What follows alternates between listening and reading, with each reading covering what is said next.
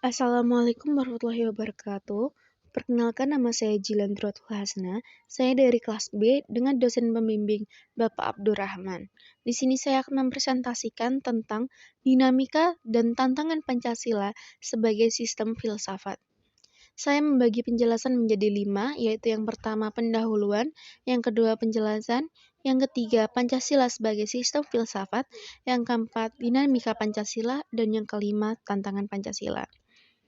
Yang pertama, pendahuluan. Sebagai falsafah negara, Pancasila merupakan buah pikiran dari perenungan dan pemikiran nilai-nilai filosofis yang terkandung dalam identitas bangsa. Pancasila merupakan pedoman dalam kerangka berpikir, baik dalam memperjuangkan kemerdekaan sebagai alat pemersatu dalam kehidupan berbangsa, serta sebagai pandangan hidup untuk kehidupan masyarakat Indonesia sehari-hari. Istilah Pancasila lahir tanggal 1 Juni 1945, ditetapkan secara resmi sebagai dasar negara pada 18 Agustus 1945. Yang kedua, pembahasan. Kata filsafat dalam bahasa Indonesia berasal dari bahasa Yunani, philosophia. Terdiri dari kata phile, artinya cinta, dan sophia yang artinya kebijakan. Filsafat berarti cinta kebijakan. Cinta berarti hasrat yang besar. Kebijaksanaan artinya kebenaran sejati. Filsafat berarti hasrat yang besar akan kebenaran sejati. Pengertian filsafat menurut para ahli.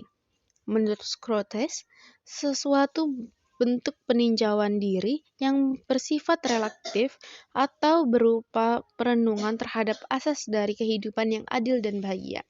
Menurut Plato, dalam karya tulisannya Republik, Plato menegaskan bahwa para filsuf adalah pecinta pandangan tentang kebenaran.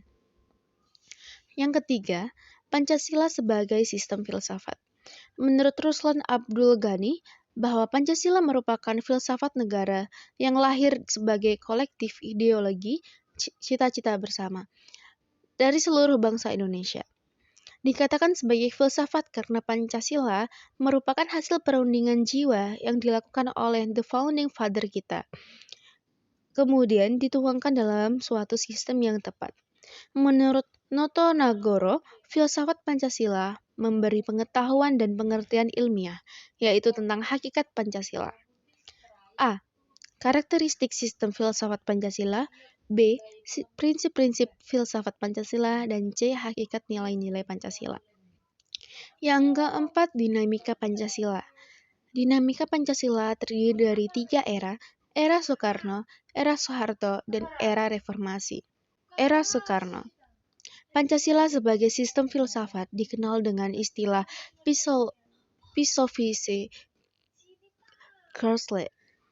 Gagasan tersebut merupakan perenungan filosofis Soekarno atas rencananya berdirinya negara Indonesia merdeka.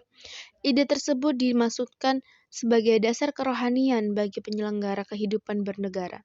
Ide tersebut ternyata mendapat sambutan yang positif dari berbagai kalangan, terutama dalam sidang BPUPKI pada 1 Juni 1945. Namun, ide tentang Philosophische Keuschle belum diuraikan secara rinci, lebih merupakan adagium politik untuk menarik perhatian anggota sidang, dan bersifat teoris.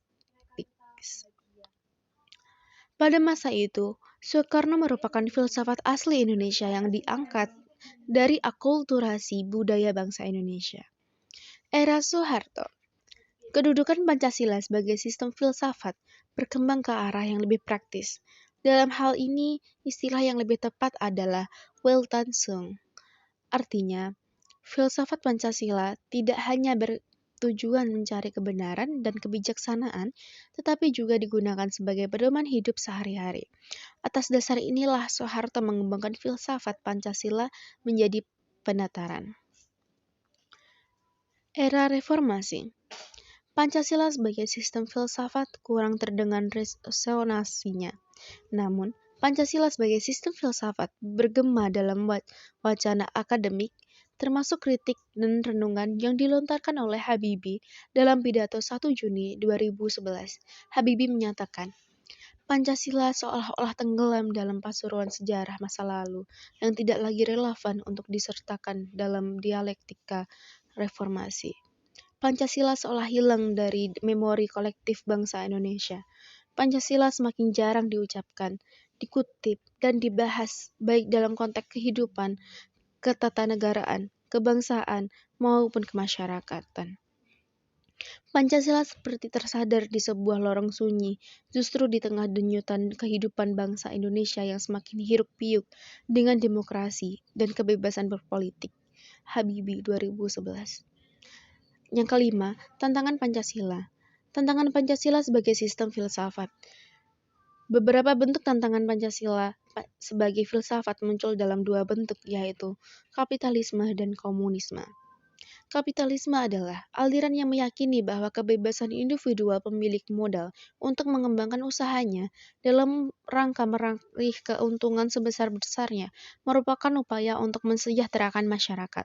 Salah satu bentuk tantangan kapitalisme terhadap Pancasila sebagai sistem filsafat adalah meletakkan kebebasan individual secara berlebihan sehingga dapat menimbulkan berbagai dampak negatif seperti monopoli, gaya hidup konsumerisme, dan lain-lainnya.